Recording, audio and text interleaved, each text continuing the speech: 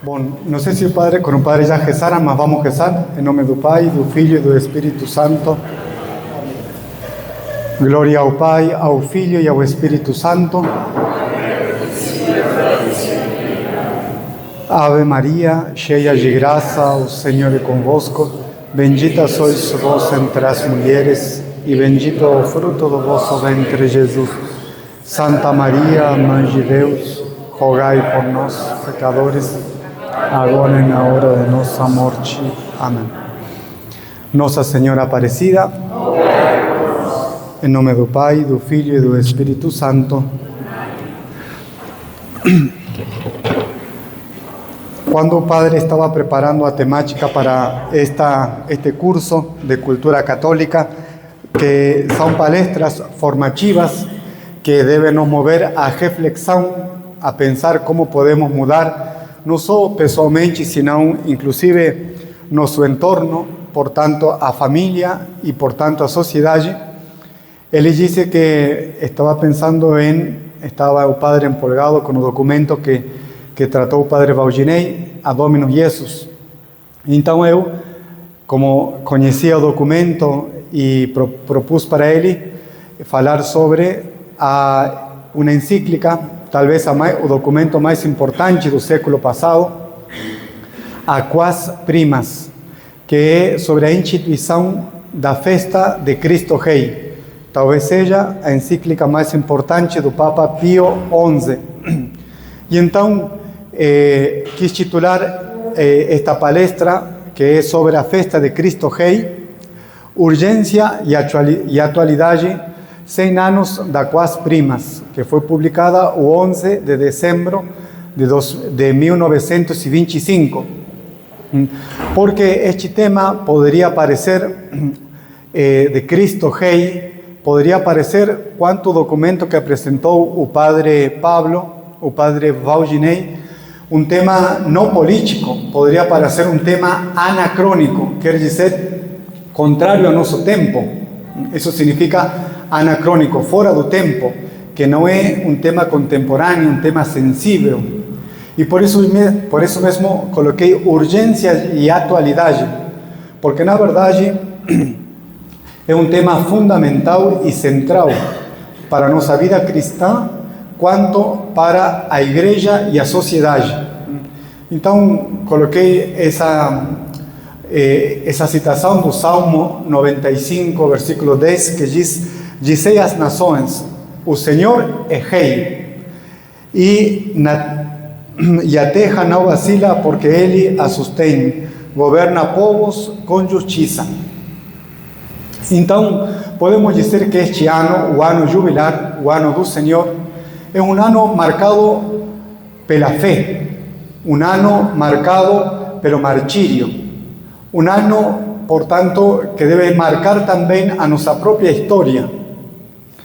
Celebramos neste ano jubilar de 2025 vários aniversários. Primeirissimamente celebramos os 2025 anos da encarnação do Senhor. Fala Gálatas 4:4. Chegada a plenitude dos tempos, Deus enviou a seu próprio Filho, nascido de uma mulher. E fala a carta aos Hebreus, capítulo 1. Antigamente, Deus não falou pelos profetas. Hoje, Deus nos falou por seu próprio Filho. E João 1:14. E o Verbo se fez carne. Não há acontecimento mais importante do que a encarnação do Filho de Deus. Não há evento mais importante ou poema mais belo daquele que traz São Paulo na carta aos Filipenses, capítulo 2, versículos 6 ao 12. Que Deus, sem deixar sua condição de Deus, tenha assumido a condição de escravo e tenha se feito homem para morrer na cruz e pagar por nós. Tudo isso celebramos, então estamos no ano jubilar da encarnação e do nascimento de Jesus. Por sua vez, no ano 325, lá em Niceia, atual Turquia, se celebrou o primeiro concílio ecumênico, se descontamos aquele de Jerusalém, convocado por Constantino, onde participou Atanásio e principalmente o bispo Ócio de Córdoba. Naquele concílio, onde se negava a divindade de Jesus. Aí o concílio 325 proclamou a verdade sobre Jesus. Qual? Que Jesus é Deus. E diz estas palavras: é consubstancial ao Pai, homoousios em grego, consubstancialem patris em latim. É da mesma substância do que o Pai. Significa que Jesus é Deus. E isso é fundamental, porque se Jesus não é Deus, é mais um homem. E então todas as religiões são iguais. Todas as igrejas, de uma ou outra maneira, são iguais. Estaremos sempre no plano humano. Imagino que isso tenha mais ou menos explicado o padre Valdinei. Então, no ano 325, celebrou-se o primeiro concílio ecumênico, o concílio de Niceia, que proclamou a verdade sobre Jesus. Jesus é Deus. Então, hoje se cumprem 1700 anos. Por sua vez, também, já o padre Valdinei tem tratado, no ano 2000, o Papa São João Paulo II, que dedicou e acompanhou face a face a elaboração desse documento, ele diz que era o cume do ano jubilar, a declaração Dominus Iesus, que significa Jesus é Deus, Jesus é o Senhor, segundo a carta de Coríntios. Então, em quarto lugar, celebramos os 100 anos da Quas Primas, que foi a carta encíclica que o Papa Pio XI escreveu 3 ou 4 anos depois de ter assumido a cátedra de Pedro, para instituir a festa de Cristo Rei. E dizia um comentador, Monsenhor Pi, que este documento, a carta encíclica, foi uma carta assinada com o sangue, e o que se assina com o sangue não se apaga mais. Já meses antes, no México, na Guerra Cristera, 1925, muitos morreram gritando: Viva Cristo Rei! Porque Jesus é Deus e, portanto, segundo o Apocalipse, é o Rei dos Reis, o Senhor dos Senhores, Rex Regnum, Basileus Basileon, Rei dos Reis, Senhor de Senhores. Então, o Papa escreveu essa carta encíclica, da qual hoje celebramos os 100 anos. Por isso, então, este tema de Cristo Rei é um tema muito atual e é o que vamos tratar. Vamos tratar nesta palestra em três partes, que por sinal esqueci minha Bíblia e não estou vendo aqui os postulantes. Pode trazer a Bíblia? Deixei com o Emanuel. Vamos tratar então esta palestra em três partes. Primeiro, a situação atual da sociedade e o mundo contemporâneo. Inclusive, vou fazê-lo à luz de Pio XI, na sua primeira encíclica, Ubi Arcano Concilio. E depois o conteúdo da carta encíclica, animando a vocês lerem essa carta muito bonita. É um tratado de teologia, mas ao mesmo tempo um tratado também de como viver esta verdade em nossa vida. E por fim, a sua atualidade, porque em um mundo onde reina a democracia, Jesus veio a manifestar a monarquia. Ele é rei e, portanto, deve reinar. Então, não será que é um tema já ultrapassado falar de Cristo Rei? Não deveríamos falar hoje que Jesus é irmão de todos, é um homem que caminha conosco? Com certeza que não, porque é negar a verdade toda sobre Jesus. Então, vamos lá. Primeiro, a situação atual da sociedade e o mundo contemporâneo. A encíclica do Papa, Quas Primas, inicia mais ou menos com estas palavras. Fala o Papa: proclamamos claramente que esta abundância de males invadiram a terra. Ele está escrevendo logo após a Guerra Mundial, a Primeira Guerra, 1914 e 15. Então, proclamamos que a abundância de males, porque depois da Primeira Guerra, o que veio? O ateísmo, a democracia, o laicismo. Deus morreu, né? Então, diz, por que veio todo esse cúmulo de guerras e de males? Porque a maioria dos homens tinha se afastado de Jesus Cristo e de sua lei santíssima, tanto na sua vida e costumes, como na família e no governo do Estado. Hoje, Jesus reina no Brasil, reina nas famílias, reina em cada cristão. Então, o que vamos esperar? Quantos de nós procura e ouvimos discursos, e Trump e Zelensky e tantos outros falam a paz. Mas qual paz pode haver se Cristo não reina? Príncipe da paz.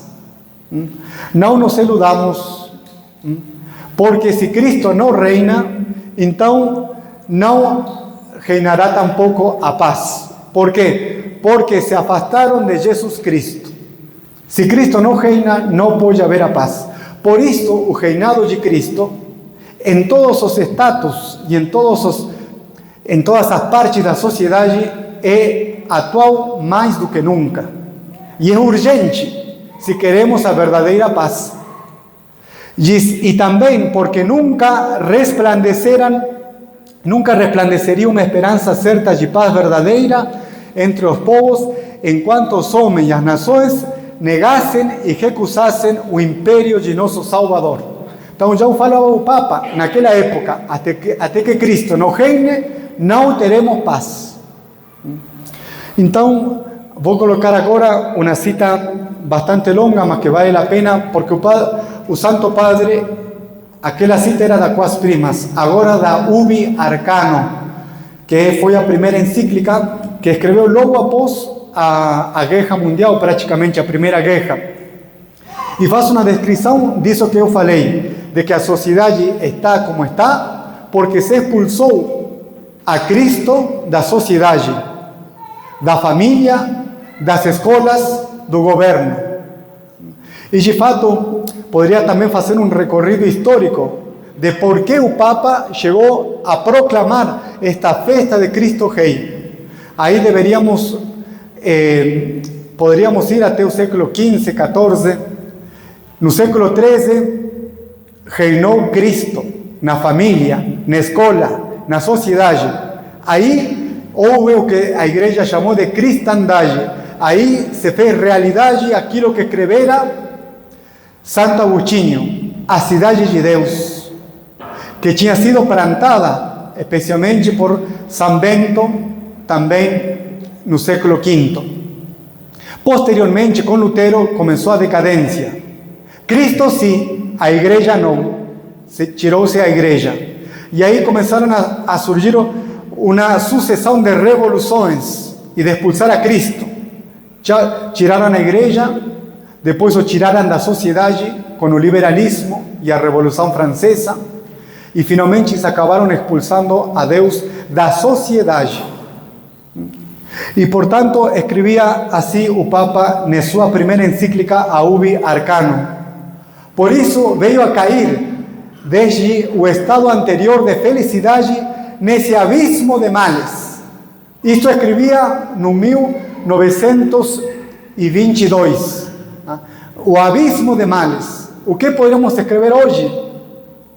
Já estamos no fundo do buraco, do poço. E por isso fracassam com frequência todos os intentos realizados para reparar os males e salvar os restos de tantas ruínas.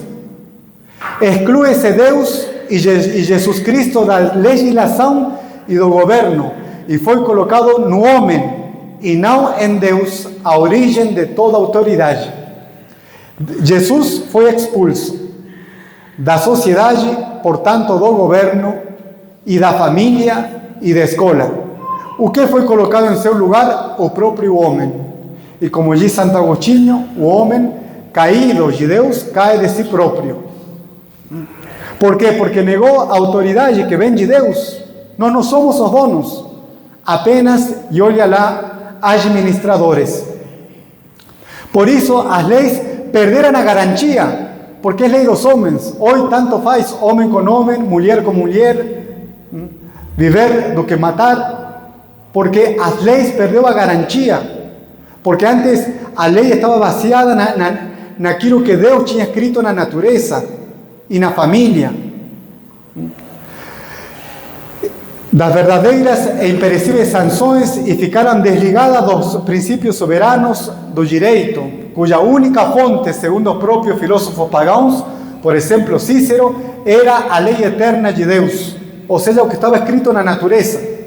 Porém, o homem, a se colocar como cabeça, ele se achou Deus e começou a escrever as próprias leis, o que o Papa Bento chamava de a ditadura do relativismo, que se expressou no governo com o liberalismo, o laicismo. Os fundamentos da autoridade desapareceram ao suprimir-se a razão fundamental do direito do governante a mandar e a obrigação dos governos a obedecer, etc. Pode na seguinte: porque toda autoridade vem de Deus, e se se nega que essa autoridade vem de Deus, pronto, a autoridade do governo e da família e da sociedade e das escolas fica então destronada. Continuava o Papa: rejeitou-se igualmente os direitos de Deus, o direito de Jesus Cristo de presidir a origem da família. É como se ecoasse mais forte aquilo que nos conta a parábola de São Marcos. Não queremos que ele reine sobre nós. Não queremos que ele reine. E Jesus foi expulso. E por isso é um tema de muita atualidade. Reduzindo o matrimônio civil, e assim por diante, etc, etc. Pode ir na seguinte. Fala o Papa: enfim, exclui-se Deus e Cristo da educação da juventude, porque não se ensina mais Deus nas escolas, senão pelo contrário. E a consequência inevitável foi não já a mera ausência da religião nas escolas, mas a guerra. Porque que moral pode haver fora de Deus? Se tiramos Deus, se tiramos Jesus, como vou aprender a perdoar, a amar o inimigo, a não matar, a não roubar, a honrar os pais, se não se ensina a santa religião? Então, quais foram as consequências? A guerra, aberta ou velada, contra a religião, no ensino e a convicção das crianças da nula ou escassa importância daqueles princípios que se deve ter para viver retamente. E isto, lembrem, o Papa escrevia 100 anos atrás. Hoje vivemos em uma sociedade abertamente cristofóbica, deofóbica. Se odeia a Cristo, se odeia a Deus. Continua o Papa: e assim como o desterro de Deus foi expulso da sua lei e de seu ensinamento, já não há possibilidade de educar as almas, etc, etc. Desprezado, pois, os preceitos da sabedoria cristã, não nos admira que a semente da discórdia semeada por todas as partes, como em um terreno bem preparado, tenha terminado por produzir aquela espantosa guerra que, em lugar de apagar com o cansaço os olhos internacionais e sociais, não fez outra coisa senão alimentar esses olhos com violência e sangue. Então, pode seguir. Assim está a sociedade atual. Vive nesse cúmulo de males que na sociedade se chama a democracia. Do ponto de vista filosófico, chama-se relativismo, onde tudo tanto faz. Todo tem razão. Onde se perdeu o conhecimento da realidade, a verdade objetiva. Na religião se chama pluralismo religioso, chama-se sincretismo. E perante isso, o Papa nos apresenta justamente uma verdade que se segue daquilo que fala Dominus Jesus e daquilo que falava já Nicéia. Jesus é Deus e, portanto, é Deus. E esse é o conteúdo principal da encíclica. Que Jesus é Deus e, por ser Deus, é rei. E por ser rei, deve governar nas mentes, nos corações, nas famílias, na sociedade, na história.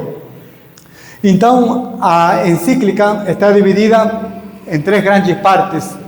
Jesus Cristo é rei. A natureza do reino de Cristo. Então, se Jesus é rei, até onde se estende seu reino? É rei de quê? A extensão de seu reino. E aqui talvez temos o ponto fundamental e central, porque é um reino universal e social, não é apenas espiritual. Jesus não quer reinar apenas na igreja, senão também na sociedade. E por fim, a festa de Cristo Rei. Por que ele instituiu e colocou? Já que lex orandi, lex credendi. Aquilo que nós rezamos é aquilo que acreditamos. Bem, então vou fazer um brevíssimo resumo do conteúdo, me detendo principalmente nestes aspectos, que é o que mais nos interessa. Primeiro, então, Jesus Cristo é rei. Começa a encíclica falando o Papa que isso sempre a igreja o entendeu, não apenas em sentido metafórico, senão em sentido real. Jesus é rei. É rei e reina em nossos corações, porque em nossas inteligências, porque é a verdade, a suma verdade, nos corações, porque é o sumo bem. E a realeza de Cristo, então, está testemunhada pela Sagrada Escritura, tanto no Antigo Testamento como pelos profetas, por exemplo, Isaías e particularmente Daniel, onde nos vê Daniel capítulo 7, nos fala a visão daquele homem que lhe foi concedido todos os poderes. O poder de Deus foi concedido ao Filho do Homem. Então, esse capítulo 7 é figura, depois nos evangelhos se dirá: eis que veremos o Filho do Homem descer e ser coroado. Bem, a realeza de Cristo é real, está no Antigo Testamento e no Novo Testamento está inúmeras vezes. Talvez o texto fundamental seja aquele de João 18, quando Pilatos perguntou para Jesus: então tu és rei? E ele disse: eu sou o rei, tu o dizes. Para isso vim para reinar. Então, Jesus é rei. E Jesus, de fato, Jesus se proclamou rei. E Jesus é rei por direito de natureza e de conquista. Por que Jesus é rei? Jesus é rei porque é Deus. É homem e Deus. Não há homem maior do que Jesus Cristo. Ele é o homem perfeito. Então, por razão de ser o homem perfeito, reina sobre todos nós. É o mais sábio, o mais perfeito, o mais bondoso, o mais poderoso. Por quê? Porque ele é homem e Deus ao mesmo tempo. Duas naturezas, uma pessoa. A natureza humana subsiste na pessoa divina. Então, ele por natureza, por ser Deus, é também rei de todos os homens. Pronto, acabou. Jesus é rei. Não é metáfora, é real. Mas, como se isso fosse pouco, é também rei por conquista. Porque como dice San Pedro, nós não fomos comprados, resgatados, redimidos. Redimidos significa comprados de volta. Emere, do latim, comprar. Redemere, comprar de volta. Não fomos resgatados, comprados pelo sangue de Cristo. Então, Ele é rei por conquista, Ele nos ganhou, nos conquistou. Então, Jesus é rei por natureza e por conquista. Então, em segundo lugar, se Jesus é rei, então é rei de quê?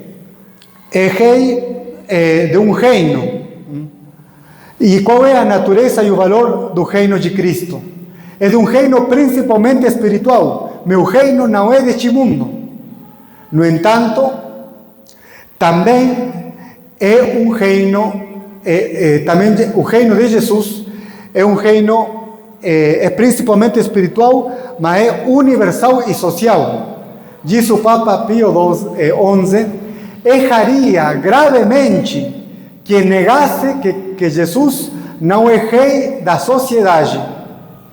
Erraria, seria um herege, porque Jesus é rei, não apenas espiritual, sino também da sociedade. E é um reino benéfico, porque veio instaurar justamente a verdadeira comunhão entre Deus e o homem. E então, por que o Papa instituiu uma nova festa? Qual foi a finalidade da festa de Cristo Rei? Ele instituiu a festa porque diz que os documentos da igreja mal os leem alguns cristãos. Em troca, diz, todos os domingos os filhos de Deus procuram ir à missa. Então, aí poderão proclamar, poderão celebrar aquilo que cremos. E por isso, assim como antigamente, quando o mundo estava muito escéptico, não confiava na misericórdia de Deus, então instituiu-se a festa do Sagrado Coração de Jesus. Como hoje, em um mundo tão afastado de Deus, em um mundo onde parece o homem estar órfão, sem casa, sem pai, sem família, o Papa São João Paulo II instituiu o quê? O Domingo da Divina Misericórdia. Assim também, diz o Papa, em um mundo tão afastado de Deus, onde Deus foi expulso da sociedade, da família, das escolas, do governo, então devemos voltar a colocá-lo no centro, como rei. E aí então, por isso, ele instituiu a festa de Cristo Rei, como resposta ao pedido dos fiéis católicos e como resposta ao mundo contemporâneo, que tinha rejeitado a Cristo. Pode ir a seguinte. Então, voltemos um pouquinho mais sobre o reinado de Cristo, esse reino universal e social. É uma pintura do México. Como dice México, foram os primeiros, de alguma maneira, a festejar esta verdade de fé que Cristo é rei. Aliás, muitos mártires morreram gritando viva Cristo Rei, homens, mulheres, crianças, padres, e que serviu também de exemplo para posteriormente, 10 anos depois, na Espanha, também muitos outros morressem por dar a vida por Cristo e por Cristo Rei. Falava o Papa. Por outro lado, erraria gravemente aquele que negasse a Cristo homem o poder sobre as coisas humanas e temporais. Então, aquele que diga que Cristo não deve reinar no Brasil, na escola, na sociedade, erra gravemente, porque Jesus é rei e deve reinar. Diz, posto que o Pai lhe conferiu um direito absoluto sobre as coisas criadas, de forma tal que todas estão submetidas à sua vontade. Por isso Jesus disse claramente: quem não está comigo está contra mim. Quem não junta, espalha. Não podeis servir a dois senhores. Então, é aqui uma questão de fé, é uma questão teológica. Santo Inácio de Loyola, por isso, entende a vida e a história e a vida da igreja como dois bandos. O bando de Cristo Rei e o bando do inimigo. Que isso, na verdade, é um resumo da história toda, de Gênesis até o Apocalipse. Porque lemos no Gênesis capítulo 3: colocarei enemizade entre tua descendência e a sua, a descendência de Eva, ou seja, os homens. E nós lemos no capítulo 19 do Apocalipse que houve uma grande batalha. Então, desde o princípio do Gênesis até o que irá acontecer no futuro, estamos em uma batalha. E quem negue que Jesus é rei, primeiro erra, e em segundo é inimigo, está do lado contrário. Pode seguir. Então, como disse, o Papa quer instituir a festa de Cristo Rei. Para quê? Para voltar a nos lembrar a nós que somos a igreja militante. Militante vem do latim, miles militis. Significa, somos a igreja que luta. Miles significa soldado. Somos a igreja militante que luta para que Cristo reine. Falava um autor, somos a igreja militante, não a igreja vegetante. Nós somos plantas. Não devemos renunciar a nossa dignidade de sermos filhos de um Deus que é rei e queremos que ele reine. Por isso, então, o Papa instituiu a festa de Cristo Rei. Pode seguir? Então, o grande mal que de nosso tempo é o laicismo, que se reflete especialmente na democracia e no liberalismo, como disse, e no relativismo e no pluralismo religioso, aonde justamente Deus foi expulso e não reina. Falava por isso o Papa. E agora, se mandamos que Cristo Rei seja venerado por todos os católicos do mundo, com isso providenciaríamos para as necessidades dos tempos presentes e traeríamos o remédio poderosíssimo àquela peta que atinge a sociedade humana. Não sei se eu apaguei uma letra, porque acho que ele fala, pelo menos no espanhol, aquela peste que atinge a sociedade humana. Então, a festa de Cristo Rei é o remédio para a peste que atinge a sociedade humana. E qual é a peste que atinge a sociedade humana hoje? É o laicismo. Quer dizer que Deus não reine. Pode ir na seguinte. Então, como disse, hoje, mais do que nunca, a urgência e a atualidade de Jesus Cristo é imperiosa. Jesus veio para reinar e deve reinar. Deve reinar primeiro nas famílias, deve reinar em nossos corações, deve reinar na igreja. E, como já falava o Papa Pio X, o mal tem entrado na igreja com as heresias, com o modernismo.